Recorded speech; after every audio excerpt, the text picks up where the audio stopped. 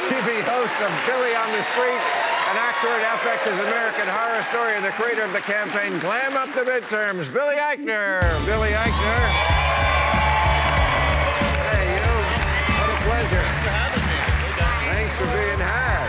I've watched you for years. Thank you. You are very funny, and I think it's great that you're turning your talents now to something a little more serious. You want people to vote, and we can't get enough people out there getting people to vote. So Glam Up the Midterms, it's like 20 years ago they called that Rock the Vote, right? Yeah, I mean, Rock the Vote's still around, actually. Oh, doing really? Amazing work, yeah. But I started this campaign with my friends at Funny or Die, which is the production company started by Will Ferrell and Adam McKay, who've been producing Billy on the Street for many years. Yeah, they're funny. Funny stuff. By the way, I was just making out with George Will backstage, and it was fantastic. He's good. He's really good. So I started. It took me 25 years to get him here. Well, it took me 2 minutes to get him. That's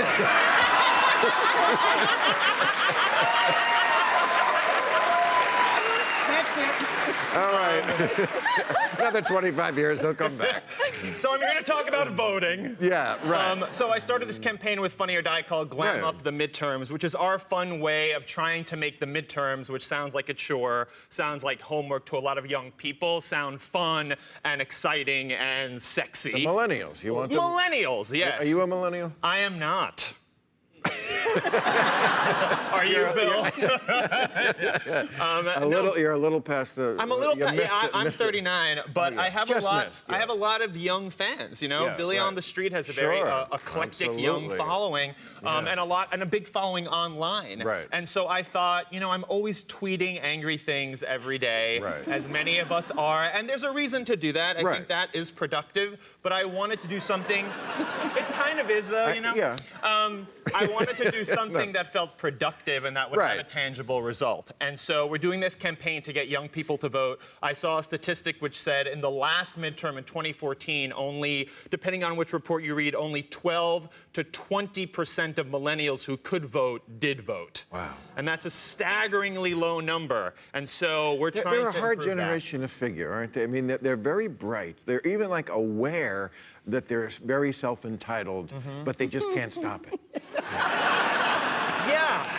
I did ask my Twitter following after the California primary, where the numbers are up. The numbers in California were up on June 5th. That's a good start, especially in CA 49. You know, we had this crazy jungle primary. But when I asked my following why the ones who didn't vote in California didn't vote if they could, I got a lot of frustrating but honest responses.